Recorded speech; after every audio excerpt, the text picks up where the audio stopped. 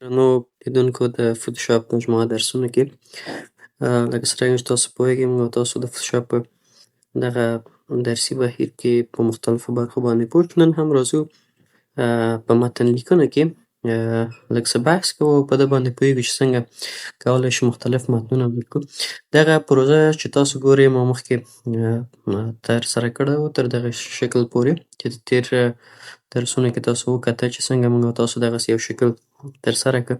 په دغه درس کې که چیرې راشو په متنونو کې موږ او تاسو قدرمنو لیدونکو څو ډوله متنونه لیکلی شو چې د هغه جملې څخه یو هم خطي شکل څخه ده چې په خطي ډول سره موږ او تاسو کولی شو چې خپل متن ولیکو. د مثال په ډول زه راځم دغسې د ټي په واسطه زه یو متن انتخابوم. دلته هم لیکو آل سټار. موږ او تاسو دغسې یو متن ولیکه. راځو دا ځای په ځای کوو د انټر په واسطه دغسې شکل ورته انتخابوو. بیرته راځو د موف په واسطه دا هم لږ څه موقعیت یې تغییروو. که چیرې راشو په رنګ برخه کې بیرته ټي ته رنګ برخې ورته که چیرې وغواړو چې رنګ یې تفاوت واوسي مثلا د مثال په ډول غواړم دغسې یو رنګ ورته غوره کړو او دغسې یو رنګ ولري. نو د دې دپاره د دې د ترکیب څخه اجازه راکړئ چې زه دا انتخاب کړم دغسې. نو بیا هم راځو رنګونو برخه کې یو برخه د رنګ به دا انتخاب کړو مثلا دغه برخه انتخابوم. د دغو رنګونو له ترکیب څخه به استفاده وکړو او دا هم ده. که چیرې تاسو دلته اوس وګورئ قدرمنو لیدونکو د موف په واسطه د آپشن څخه وځو. موږ او ستاسو دغه لیکنه دغسې یو حالت ځانته غوره کړ. که چیرې راشو د دې ترمنځ فاصلې دلته راځو مختلف آپشنونه دي په پراپرټیز برخه کې. د پراپرټیز نه کولی شو موږ د دې ترمنځ فاصلې منظم کړو. مثلا دلته تاسو وګورئ هم افقي شکل هم عمودي شکل موږ او تاسو کولی شو د فاصلې کنټرول کړو. دلته اوس په اوټو حالت کې ده یعنې اتوماتیک حالت کې. زه راځم دغه فاصله شپېته انتخابوم ډېرېږي 48 به یې ونیسو. که 48 ونه شو اوس تقریبا ښه حالت یې غوره کړ. راځم دغلته ځای په ځای کوم د موف ټول په واسطه موږ کولی شو خپل لیکنه تغییر کړو. اوس هم راځو یو بل لیکنه د ټي ټکس په واسطه د ټي په کېکاږلو سره هم کولی شو. دلته یو د دې حجم هم د سایز یې کوچنی کړو. مثلا زه راځم دغه 45 48 به یې ونیسو. دې کې یو پښتو لیکنه کوم د بیک سپیس په واسطه دغه لیکنه پاکولی شو. راځو پښتو لیکنې ته مثلا آل سټار دغه لیکنه مې ترسره کړه. اوس راځم د موف په واسطه دا لږ څه ځای په ځای کوم. دغه لیکنه که چیرې وغواړو چې د دې رنګ بدل کړو ټي په واسطه راځو ټي انټر وهو. مثلا دا ځل غواړو دغه رنګ یې دغه شکل ځانته ونیسي. یا هم که چیرې دغه بدل کړو دغسې یو شیپ ورته ورکړو تقریبا او دغه حالت یې دغلته کېږدو. دغه بل رنګ هم به ورته شاید انتخاب کړو. دا هم راځو دغه موقعیت کې دغسې د دې د ترکیب څخه د اوکې په واسطه راځو. د دې رنګ هم بدل شو.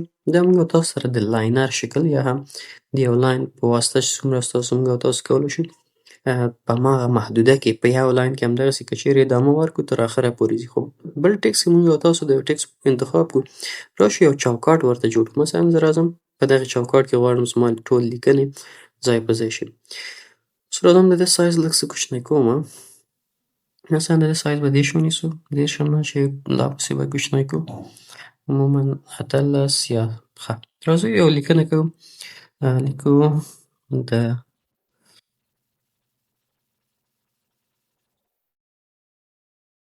ګرافیک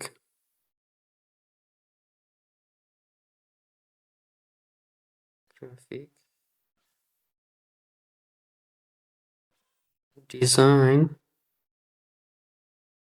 اساس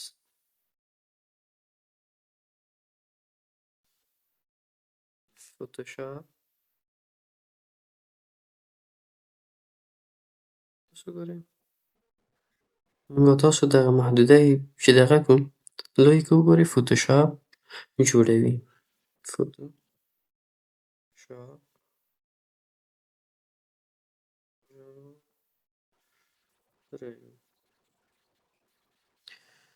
خو دغه محدوده که چیرې تر دغه ساعته پورې ورسېده که سایز یې وړوکی کړو چې موږ او ستاسو هغه ودرې زره انتخاب کړو د جسم په کلیک کولو سره یا د کنټرول A په واسطه جسم انتخابېږي کوچنی کولی شو. خو د دې تر څنګ که چیرې بیا تاسو غوښتل چې دغه بل لاین ته واوړي یا بل لاین کې ځای په ځای شي د انټر په واسطه تاسو کولی شئ مثلا زه انټر وهم تاسو وګورئ دغه لاین لاړه اخواته نو بیا کولی شو چې په دغه شکل سره د کنټرول Z په واسطه بیرته شاتګ ورته ورکړو او د موف په واسطه دغه ځای په ځای کوو دغه لیکنه باید موږ او تاسو ځای په ځای کړو دا خپل ځای ته وړو همدغسې موږ او تاسو پښتو لیکنه دري لیکنه د ټیپ په واسطه بیرته راځو په دغه محل کې ګرافیک ډیزاین اساس فوتوشاپ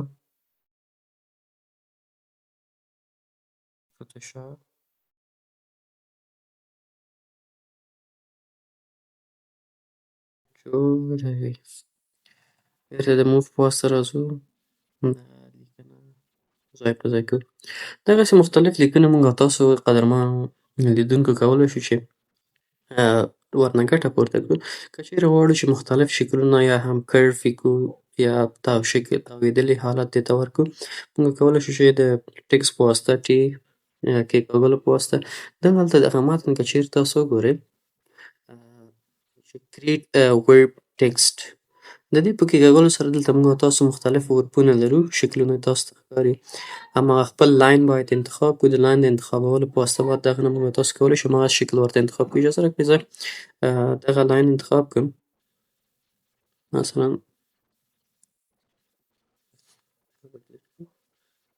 د ټکس په واسطه دغه انتخاب کوم کنټرول A موف ته به لاړ شي یو ځلې تقریبا دغه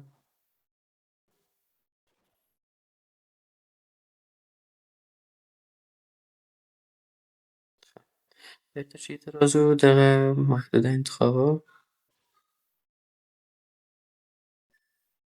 اسکیپ کنټرول Z